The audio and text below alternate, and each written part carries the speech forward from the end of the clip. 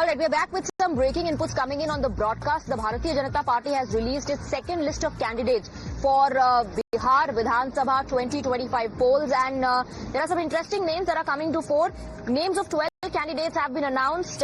Maithili Thakur has been given a ticket, and Maithili Thakur has been fielded from Ali Nagar. Apart from that, another name, Choti Kumari, being fielded from Chapra. Let me go across to Saket is joining us in the broadcast with more details. Saket, Maithili Thakur के नाम को लेकर के काफी चर्चा हो रही थी, अभी मोहर लग गई है, अलीनगर से उनको उतारा है मैदान में बीजेपी ने। देखिए, बिल्कुल ये तय माना जा रहा था कि जब मैथिली ठाकुर की ज्वाइनिंग हुई है उसके बाद उनको अलीनगर सीट जो यहाँ पर मधुबनी जिले में पड़ता है और वहाँ पर इनको कैंडिडेट बनाया जाएगा, और वही हुआ भी। आज जब दूसरी लिस्ट जारी की गई है 12 कैंडिडेट की, उसमें मैथिली ठाकुर को जगह दी गई है।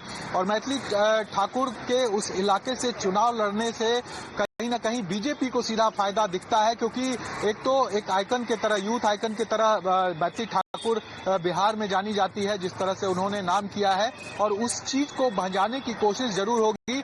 मिथिलांचल से चूंकि वो आती हैं और मिथिलांचल से मैथिली ठाकुर को उम्मीदवार बनाने का मतलब है कि उस पूरे इलाके में जो बीजेपी है वो अपना दबदबा बनाने की कोशिश करेगी मैथिली ठाकुर के बहाने। और दूसरी तरफ उसी सीट से, जो अलीनगर सीट है, वो आरजेडी के तरफ से अब्दुल बारी सिद्दीकी, जो राष्ट्रीय महासचिव है पार्टी के, कद्दावर नेता है, कई टर्म के विधायक है, हमेशा वो वहीं से जीत कर आते हैं, उनको वहां से मैथिली ठाकुर का अब मुकाबला करना पड़ेगा, ये तय माना जा रहा है। क्योंकि अब्दुल बारी सिद्दीकी को भी इस बार विधानसभा चुनाव में आरजेडी उतारने की तैयारी में है, क्योंकि पिछली बार वो लोकसभा का चुनाव लड़े थे लेकिन वो हार गए थे, जिसके बाद उनको एमएलसी बनाया गया था। तो वहां पर मैथिली ठाकुर वर्सेज अब्दुल बारी सिद्दीकी, ये लड़ाई देखने को मिलेगी। और कहीं ना कहीं अलीनगर सीट के चलते पूरा का पूरा जो मिथिलांचल का इलाका है उसको साधने की कोशिश बीजेपी ने की है।